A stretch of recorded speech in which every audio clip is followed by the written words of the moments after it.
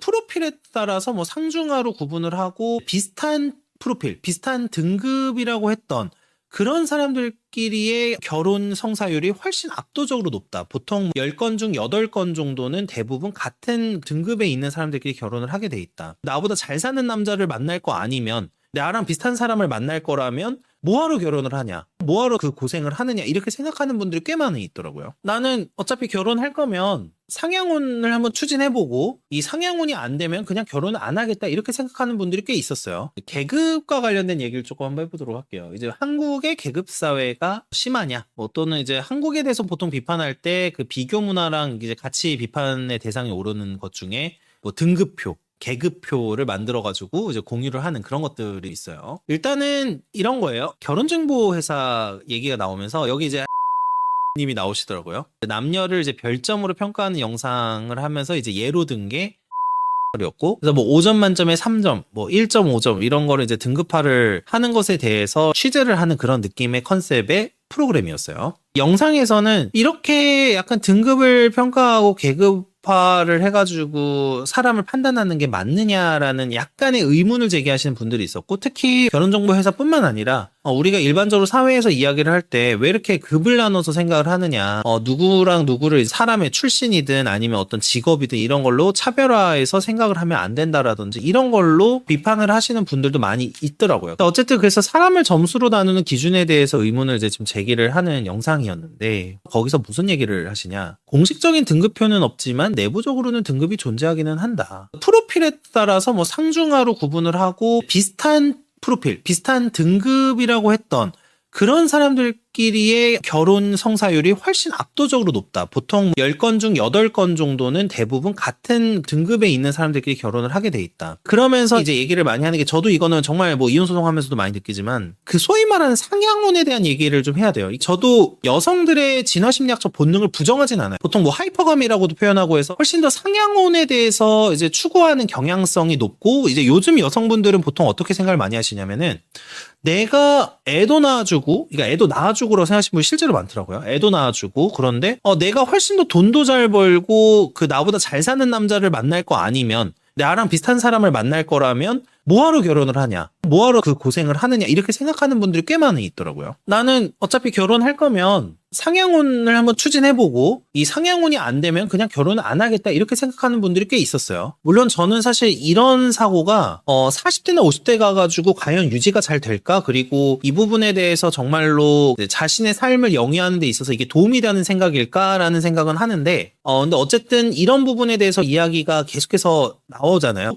SBS PD님이 질문을 할 때 그걸 던져요. 그러면은 소위 말하는 상향혼 같은 게 이제 잘 이루어지느냐? 근데 잘 이제 안 된다. 거의 10건 중 8, 9건은 비슷한 등급끼리 이제 된다, 이렇게 얘기를 하는 거죠. 근데 이게 사실은 어쩔 수가 없는 게, 이 등급이라는 게 저는 솔직히 말하면 존재한다고 생각하면서 사는 사람이에요. 제가 잘나서 그렇게 생각하는 게 아니라 그 등급이 있다는 걸 인지를 해야지 내가 무언가 노력을 할 수가 있고 무언가 해결을 할 수가 있어요. 근데 이거 자체를 부정해버리고 나랑 사는 세상이 다르다. 아까 그 한국은행 총재 후보자님 얘기를 하는 것도 비슷한 거예요. 뭐냐면 범부의 사고를 해서는 사실은 부자분들이 이해할 수가 없고, 예를 들면 내가 현재는 범부여도 부자들은 어떻게 생각을 하지? 나랑 조금 다른 출신 배경을 가진 사람들은 어떻게 생각을 할까? 그러니까 그 사람들이 어떻게 생각을 하니까 이렇게 부자가 되거나 아니면은 어떤 취향을 이런 걸 갖고 있겠구나, 이런 거를 사실 알 수 있어야 되는데, 그거를 이제 모르게 되면은 사실 상향혼이 훨씬 어려워지는 거죠. 사실 훨씬 더 어려워지는 데다가 이 등급이라는 거는 사실 제가 봤을 때는 이렇게 표현을 해요. 저는 저는 등급이라는 거를 그냥 보는 게 아니라 이렇게 봐요. 사람 간의 취향으로 해석할 수 있다고. 왜 그러냐면 자기가 속해 있는 어떤 사회적 지위나 위치나 여러 가지 등등등에 따라서 사람이 생각하는 방식이 달라요. 사실 생각하는 방식도 다르고 사회를 바라보는 방식도 다르고, 그리고 특히 취향이라고 제가 표현하는 게 뭐 이게 정치적 취향일 수도 있고 어떤 음식 취향일 수도 있고 또 어떤 취미, 여가의 취향일 수도 있고 뭐 일과 관련된 취향일 수도 있는데, 그러니까 이런 것들을 사실은 부정을 해버리면은 인간에 대해서 이해할 수가 없고 계층에 대해서 이해를 할 수가 있거든요. 그래서 제가 몇 번 소개해드렸던 일본의 과거 책들의 경우에도 한 책에서 이제 하류 관련 책이었는데 하류 3 하류 시리즈 중에 하나였는데 그 책에서도 얘기를 하는 게 여성분들도 자기가 속해 있는 어떤 계층이나 계급에 따라서 사고하는 방식이 당연히 다르다는 거예요. 사실 너무 당연한 얘기인데 이런 부분에 대해서 불편해하시는 분들이 많기는 하죠. 뭐 그것도 당연히 이해가 돼요. 어쨌든 이제 공식적인 등급표는 없지만 내부적으로 등급은 존재하고 결혼정보 회사에도. 자, 그다음 외형적으로 드러나진 않지만 사실상 이제 계층화된 구조다. 당연히 계층화됐겠죠. 제가 이런 표현을 하거든요. 집에서 어떤 집에서는 아이가 TV를 보고 있고요. 어떤 집에서는 아이가 책을 읽고 있어요. 그러면 정말 다르게 큰 두 친구가 뭐 학교를 가든 아니면 다른 모임에서 만나든 서로를 잘 이해할 수 있을까? 앞에서는 그냥 친절하게 말하고 앞에서는 잘 지내려고 하면서 말을 하더라도 그 두 사람이 정말 사회 집단에서 딱 만나가지고 서로 막 얘기를 하면서 서로에게 호감을 가질 수 있을까? 저는 사실 그게 좀 힘들다고 보고 결혼정보회사도 마찬가지라는 거죠. 결과적으로는 이 남녀가 비슷한 수준의 사람이어야지 대화가 되고 살아온 환경이 비슷하고 여러 가지를 이제 할 수가 있는 거죠. 결혼정보회사에서는 등급을 결정하는 기준에 대해서 이렇게 보통 요약을 한대요. 뭐 너무 당연한 기준들이긴 해요. 자, 경제력 당연히 보겠죠.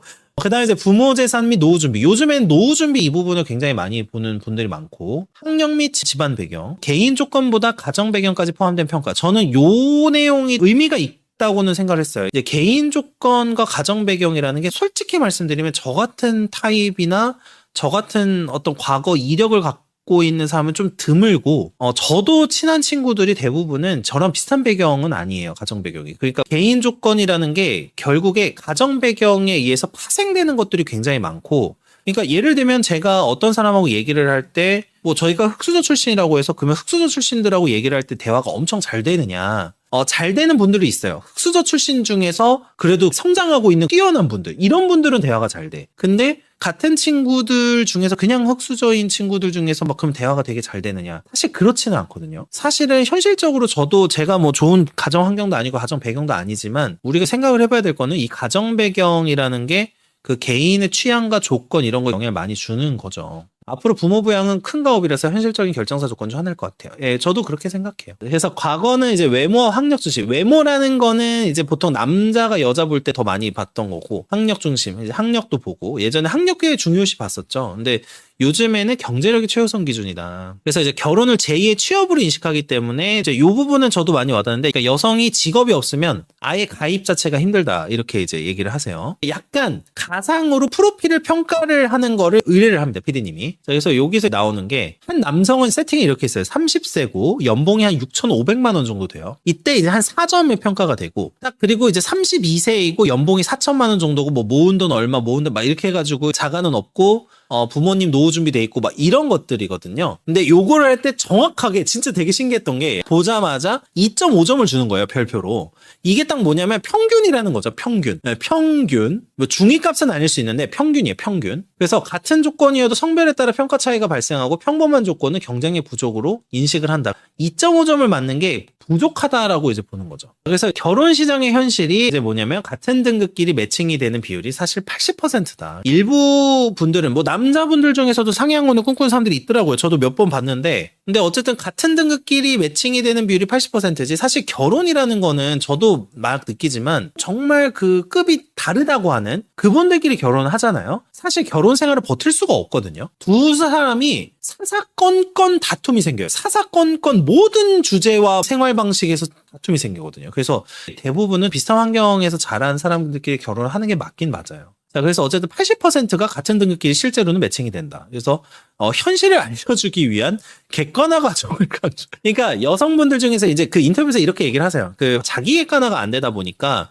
자기가 상향혼을 추구를 하지만 사실 상향혼이 아니라고 생각하는 사람들이 많이 있다. 이런 얘기를 해요. 그래서 이제 그 얘기가 이제 나오는 거예요. 그래서 객관화 과정이 좀 필요하다. 자, 하지만 사람을 비교하는 구조로 이제 작동을 하는 것도 있다. 이렇게 이제 얘기를 하는데 저는 요 표현이 결국에 언론에서는 이렇게 말을 할 수밖에 없겠죠. 결론을 낼 때 이렇게 얘기를 할 수밖에 없는데 이제 솔직히 말씀드리면은 뭐 자본주의에서 살기로 한 이상 그리고 뭐 자본주의가 아니라도 과거 신분제 사회든 이제 어떤 사회이든 그 토마스 모어의 유토피아를 꿈꾸는 게 아니라고 하면은 이 비교에서 벗어날 수 있는 어떠한 사회 집단도 저는 없다고 봐요. 흔히 이런 얘기를 많이 하시더라고요. 보통 유럽을 예로 들면서 유럽은 서로 사람 비교 안 해. 뭐 말로써 대놓고 막 이제 사람 비교하면서 그러지 않아. 저도 그렇게는 알고는 있는데 사실 속에선 다 비교를 하고 있죠. 이게 나쁘다 이렇게 해서 그냥 부정할 게 아니라 인간이라는 존재 자체가 이 비교를 안 할 수가 없기 때문에 이거에서 조금 초연해지거나 극복을 하는 쪽으로 가는 게 맞다고 생각을 합니다. 근데 보통 언론에서는 이런 비교하는 구조에 대해서 얘기를 할 때 항상 비판적 스탠스로 얘기를 할 수밖에 없잖아요. 그러니까 어쩔 수는 없지만 이런 부분에 대한 이야기가 좀 나오고 있습니다. 그러니까 진화 심리학을 알면 그런 말이 나올 수가 없죠. 맞아요. 너무나 맞는 말씀인데 사람들은 듣고 싶은 얘기가 있잖아요. 내가 부족한 사람이라고 스스로 생각을 한다면은 그런 사회를 굉장히 저주하고 비판하겠죠. 아니 어떻게 사람과 사람은 동등하고 평등한 존재인데 비교를 할 수가 있냐 이렇게 얘기를 할 수도 있고 뭐 여러 가지 이야기를 할 수가 있어요. 근데 이제 그런 부분에 대해서 이제 우리가 열린 자세로 고민을 해볼 수 있어야 되지 않을까라고 생각을 많이 합니다. 그래야지 좀 성장이 오는 것 같다고 봐요. 자, 그다음에 계급의식에 대한 또 얘기가 이제 그 영상에서 좀 나와요. 일단은 결혼정보회사에서 결혼 커플을 만들 때 약간의 등급화가 돼 있다. 요거에 대한 얘기가 있고 그 다음에 그럼 이분들이 결혼을 하면 어떻게 되나? 이분들이 결혼을 하시면 어떻게 될까? 자, 여기 얘기가 나오는데요. 자, 유모차와 카시트 등 육아용품에도 계급도가 존재한다. 이렇게 이야기가 나와요. 그러면서 어떤 이제 결혼한 유부녀 한 2분 정도가 나와서 막 인터뷰를 해요. 그러면서 나오는 게 뭐냐면 그 유모차 계급도예요. 유모차 브랜드별로 해가지고 뭐 하이엔드, 뭐 상급, 중급 뭐 이렇게 해가지고 이제 피라미드로 이렇게 딱 나와요. 근데 딱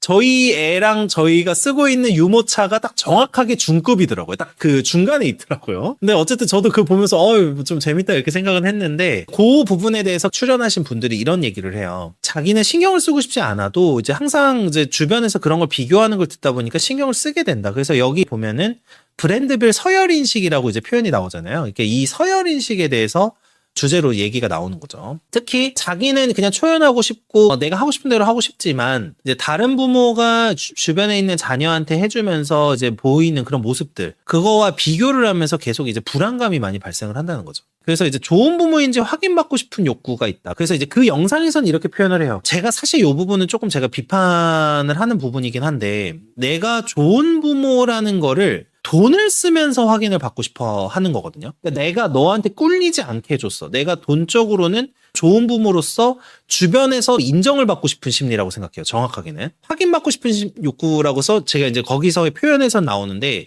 정확하게 표현하면은 좋은 부모처럼 보이고 싶은 심리라고 보는 게 맞죠. 좋은 부모로 인정받고 보여지고 싶은 거죠. 제가 지금 저도 만 2돌을 넘은 애를 키우고 있지만 애는요 이게 명품인지 아닌지 전혀 인식을 못해요. 근데 어쨌든 이런 부분들 때문에 여성 그 출연하신 2분이 계속해서 소비를 많이 하게 된다 이렇게 얘기를 합니다. 비싼 소비, 그러니까 돈을 많이 쓸수록 좋은 양육이라는 착각을 한다. 이렇게 얘기가 좀 나오고 있고요. 뭐 이 부분에 대해서는 이제 현실을 얘기를 한 거죠. 지금 한국의 특히 어머니들, 한국의 부모들 중에서 이렇게 생각하는 분들이 많다는 거죠. 그리고 이 계급 소비를 통해서 이제 심리적으로 안정을 추구한다. 이게 뭐냐면 내가 이런 소비를 해주고 했으니 나는 아이한테 충분히 해줄 걸 다 해줬어. 그걸 통해서 나도 심리적인 안정을 얻는 거죠. 자, 그래서 이 비교 구조, 저는 이거 자체를 없앨 수 없다고 보는데, 어쨌든 이렇게 얘기를 해요. 이제 유모차부터 시작을 해서 카시트, 어린이집, 교육, 요걸로 끝없이 한국은 이 비교 구조가 이어지고 있다. 육아에서 사교육으로 계속해서 이 소위 말하는 비교, 경쟁 요 부분이 지속이 되고 있다. 저는 사실 경쟁 자체를 부정하는 사람은 아니고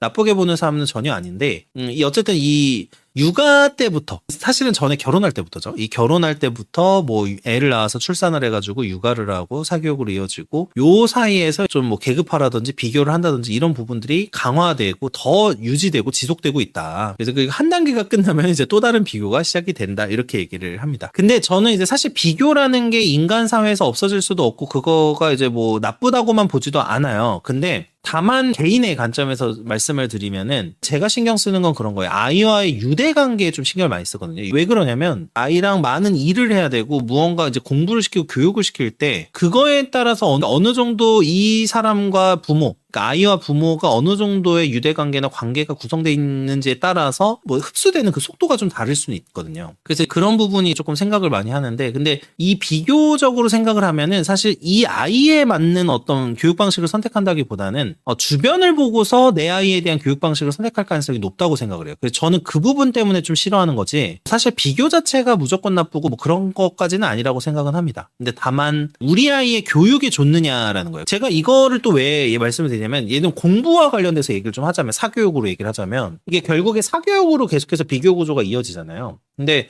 저는 이런 생각을 해요. 요즘에 제일 많이 하는 게 선행학습이겠죠. 선행학습인데, 그리고 최근에 법으로 영유금지법 뭐 이런 걸 만들었다고 이제 제가 말씀드린 적이 있었는데, 그 사실은 그 사람마다 이해하는 방식의 어떤 편차나 그 시간차가 존재하거든요. 근데 예를 들면 어떤 친구들은 그 처음에 뿌리를 익히는데 굉장히 시간을 많이 쓰다 보니까 처음에는 시험을 본다 이러면 성적이 낮게 나올 수가 있어요. 근데 그 낮게 나오다가 이 친구가 어느 정도 기본 틀이 갖춰지고 사고 틀이 갖춰지고 이거에 따라서 폭발적으로 성장을 하면서 이렇게 소위 말하는 성적 급상승을 하는 친구들이 있거든요. 그런 친구들이 요런 이제 그 비교 교육을 하게 되면은 어려움을 겪게 되죠. 그러니까 이 친구는 자신만의 이해 방식을 쌓아나가 가지고 공부를 하는데 더 포텐셜이 높은 친구일 수도 있는데, 요거를 이제 만약에 부모가 잘못 판단해서 막 주변과 비교를 하다가 이거를 이제 만약에 놓쳤다. 그래서 주변처럼 계속 시키려고 한다. 부족한 것 같아서 막 시키려고 한다. 이렇게 되면 그 아이에 맞지 않는 교육을 강요하는 꼴이 될 수도 있다. 이렇게 생각을 좀 많이 해요. 그래가지고 그게 조금 문제라고 생각을 하고요. 그러니까 비교 자체가 문제라기보다는 남들과 비교 때문에 내 교육적 기준이 무너지는 게 문제라고 생각을 합니다. 맞아요. 저도 압박받으면서 공부하는 스타일은 아니에요. 오히려 자유롭게 사고하다가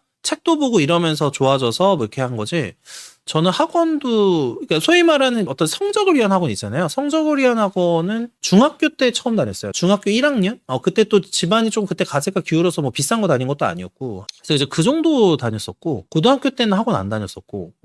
제가 솔직히 말하면 주변에 공부 잘하는 친구 중에서는 물론 학원의 도움도 많이 받기도 해요. 보통 제가 봤을 때 진짜 얘는 좀 잘한다 이런 애들 있잖아요. 그런 애들은 이렇게 공부하더라고요. 그러니까 내가 부족한 거 있잖아요. 그것만 해서 이게 쏙쏙 학원으로 들어요. 그런 거는. 그러니까 내가 뭐 수학 중에 예를 들면 이 파트가 좀 잘 안 돼. 그 파트와 관련해서 뭐 단과 수업을 듣는다거나 해서 내가 필요한 수준만 딱 해서 공부를 하는 애들이 있어요. 이미 다른 건 어느 정도 돼 있으니까. 그런 친구들이 조금 더 잘했던 것 같고, 막 이렇게 계속 그냥 뭐 사교육을 다 막 돌린다고 해가지고 뭐 무조건 잘하는 건 아니니까. 사교육도 이제 자기가 어떻게 쓰느냐, 그리고 아이가 소위 말하는 학습 발달 속도 같은 거 있잖아요. 그런 게 어떠냐에 따라 좀 다르고, 저는 사실은 제가 학원을 보낸다고 하면은 그 보낼 만한 학원 선생님들이 이미 정해놨어요. 사실은 왜 어떻게 정해놨냐면, 제가 개인적으로 아는 수학 선생님이 계신데 그 여자분이세요. 그분이 어떻게 가르치시냐면 제가 딱 좋아하는 스타일로 가르치세요. 저는 이제 수학을 원리부터, 당장 성적 안 나와도 되니까 원리부터 이렇게 가르치는 거 좋아하거든요. 그래서 그 선생님이 딱 그렇게 가르치세요. 사교육에서. 그리고 그분이 이제 분당에서 학원 하시는데, 그분이 딱 그렇게 교육을 하고, 그 다음에 되게 제가 너무 마음에 들었던 게 뭐냐면, 그분이 고전을 좋아해. 이게 초등학교 때 고전 읽히고 글쓰기도 시켜주세요. 그래서 만약에 보내면 저분한테 보내야겠다. 생각은 하고 있어요. 근데 이제 그거는 이제 조금 아이 그거에 따라 좀 다르긴 한데, 저는 그런 데를 보낼 거예요. 그러니까 처음에 뿌리를 단단하게 땅에 꽂으면 이제 나무가 잘 자라는데, 이제 이도저도 아닌 걸로 해서 막 선행을 막 끌고 가봤자 어차피 사실 저는 의미가 없다는 걸 많이 알고 있어가지고 그렇게 좀 할 생각이에요. 요 비교 구조에서 벗어나야지 조금 부모가 약간 생각이 있는 자기의 생각대로 좀 교육을 하고, 다른 사람들의 어떤 기준이나 시선에 좀 목매지 않고 좌지우지 안 되고 할 수 있지 않을까 생각은 해요. 요즘에 입시 체계가 너무 수시 위주다 보니 그게 좀 문제긴 하지만요. 어쨌든 그래서 변화의 가능성에 대해서 얘기하는데, 이제 둘째 육아부터는 자기 기준이 형성이 된다. 근데 이게 문제가 뭐냐면, 보통 다 아이가 한 명이니까 문제가 되는 거죠. 그러니까 이제 둘째 육아부터는 내가 첫 번째 애를 이렇게 키워보니까 이렇게 되더라. 둘째는 그냥 놔둬도 되겠는데? 이런 생각이 드는 분들이 꽤 있거든요. 근데 문제는 우리나라는 대부분 한 명을 낳아요. 그러니까 둘째 육아라는 개념이 없어졌어요. 첫 육아에서 지금 모든 걸 승부를 봐야 되는데, 사실 이것도 다 결국에 경험 문제잖아요. 첫 번째 아이를 잘 키울 수 있는 부모가 몇 프로나 될까? 그러니까 주변과 비교를 하게 된다고 저는 생각을 해요. 아이가 한 명이기 때문에 비교를 더 많이 하게 된다는 거죠. 왜냐면 내가 주변을 보면서 살필 만한 사람이 없어서 결국에 이제 주변 다른 엄마들을 보면서 비교를 하는 거죠. 근데 저 같은 경우는 지금 어떻게 하고 있느냐, 좀 궁금하신 부분도 있을 것 같아서 저는 그냥 아버지랑 어머니에게 여쭤봐요. 그러니까 예를 들면 어머니께 이제 제가 여쭤볼 때, 엄마는 나 어릴 때 이 몇 살 때 뭐 어떤 거 시켰었어? 뭐 이런 얘기를 많이 여쭤보고요. 제가 봤을 때 딱 진짜 예의도 바른데 정말 열심히 삶도 열심히 살고 이런 아이를 키운 인생 선배님들한테 어릴 때 교육 어떻게 시키셨는지 좀 여쭤봐요. 그렇게 하면서 좀 하고 있고, 저는 솔직히 말하면 구글링이나 인터넷에서 검색한 육아를 쓰지 않아요. 그리고 저희 그 사무장님이 지금 68년생이시거든요. 그래서 뭐 육아 관련해서도 많이 질문을 하고, 그때는 어떻게 키우셨냐 뭐 이렇게 해가지고 많이 여쭤보기도 하고요. 같은 형제자매라도 애들이 너무 이게 당연히 맞는 말씀이거든요. 저는 그런 마인드예요. 아이를 관찰해서 그걸 우리가 이제 캐치를 하는 게 부모의 역량이거든요. 근데 그거를 못하게 되면은 결국에 주변의 방식을 그대로 차용할 수밖에 없는 것 같아요. 어쨌든 그렇고, 그다음에 가격이나 등급보다는 필요성 중심으로 판단을 하는 게 중요할 수 있다, 이렇게 얘기를 합니다. 저도 이거에는 굉장히 동감을 해요. 그다음에 이제 비교를 멈추기는 어렵지만 기준을 세우는 게 중요하다. 이것도 제가 이제 말씀드렸다시피 굉장히 이제 동감을 하고요. 그래서 이렇게 하는 게 좋지 않나. 그리고 제가 솔직히 생각하는 거는, 현대 주변에 있는 부모들이 좀 빠져 있는 착각이 있어요. 자기들이 우리 부모님 세대보다 똑똑하다고 생각한다는 점이에요. 현재 20대, 30대가 빠져있는 문제점 중에 하나가 그 인생 선배들의 가르침을 무시한다는 거거든요. 근데 그 인생 선배들의 가르침이라는 게 사실 육아나 이런 방식 같은 거는 인류가 존재한 이래 계속 진행이 되었거든요. 그래서 보통 정답이 나와 있는데 요거에 대해서 안 받아들이고 최신 육아 방식을 고집을 하는 분들이 많은데, 그게 왜 그런다고 저는 생각을 하냐면 부모님이 자기를 되게 못 키웠다고 생각을 하는 거예요. 그리고 되게 형편없이 키웠고 그 육아 방식은 틀렸다고 생각을 하는 것 같아요. 물론 실제로 그런 경우도 있겠지만, 저 같은 경우는 주변에 제가 봤을 때 어른들 중에서 굉장히 이제 좋아하는 분이나 이런 분들은 정말 똑같은 얘기를 하세요. 첫 번째는, 아이는 부모가 아무리 어떤 짓을 한다고 하더라도 안 되는 걸 되게 만들 수는 없다는 거예요. 그러니까 어느 정도 아이가 가지고 태어나는 게 있다라고 일단 설명을 하세요. 그리고 두 번째가, 애가 우는 거나 애가 땡깡 부는 거 너무 받아주지 마라가 두 번째로 동시에 나오는 답변이에요. 근데 세 번째는, 아이들은 다 다르니까 어느 정도 자율성을 인정해주고 그 통제 범위 안에서만 움직일 수 있게끔만 해주면 되지, 일일이 개입하거나 간섭해봤자 좋게 크지를 못한다라는 게 세 번째 견해예요. 제가 존경하고 진짜 실제로 아이를 좀 잘 키우신 분들의 얘기를 들었을 때 좀 그런 게 많은데, 문제는 지금 제가 말씀드린 이 세 가지 방식이 현대 우리가 소위 말하는 검색 육아 있잖아요. 검색 육아를 했을 때는 이런 내용이 나오지 않습니다. 제가 오늘도 이 컨텐츠 준비하면서 이제 블라인드에서 무슨 얘기를 하나, 육아 관련해서 무슨 얘기를 하나 뭐 이런 거 봤는데, 이런 글이 있었어요. 아이가 어린이집에서 약간 뭐 말썽을 부리나 봐요. 부모 얼굴을 핥혔대요. 저도 사실 애가 핥혀가지고 자고 남을 때가 많아요. 근데 이제 그것 때문에 엄청나게 짜증이 나서 뭐 혼내지도 못하고 뭐 큰 소리도 지르면 안 된다고 어떤 육아서에서 봐가지고 그걸 못하고 있대요. 근데 그냥 큰 소리 지르면 되거든요. 제가 봤을 때는 그냥 큰 소리 지르면 돼. 잘못하면 잘못했다고 얘기하고 그 다음에 어느 정도 자율성 주고 이렇게 하면 되는데, 사실은 그렇게 한다고 하면서 밑에 이제 댓글을 보니까 그분만 그렇게 생각하시는 게 아니라 다 그렇게 생각을 하세요. 근데 제가 이런 상황에서 저희 뭐 부모님께도 여쭤보고 주변에 좀 되게 육아를 잘하셨다고 생각하는 분들한테 여쭤보면은, 아니 혼내야지, 그걸 왜 안 혼내? 뭐 이렇게 얘기를 하시거든요. 육아 방식은 저희 부모님 세대나 정확하게는 저희 윗세대나 윗윗세대에서 배우려고 노력을 하고, 그중에서 물론 모두가 잘했다는 건 아니고요. 근데 이제 그중에서 잘하시는 분들의 얘기를 좀 들어보면 좋지 않을까, 이렇게 생각을 해요. 저번에 장 보는데 장난감 사달라고 떼쓰는 애가 있었는데 부모가 그냥 신경 안 써서 장 보니까 알아 따라가더라고요. 예, 맞아요. 저도 저렇게 해요. 그러니까 어떻게 하냐면, 저희 아이가 굉장히 활동적이에요. 그래서 에너지가 넘쳐막. 저 어릴 때 약간 보는 느낌이 있어가지고, 보통 제가 요즘에 하원시키거든요. 그 애랑 놀아주다가 또 일하고 막 이렇게 하는데, 애랑 이게 막 놀아줘요. 놀아주면 놀이터에서 제일 늦게까지 놀아, 얘가.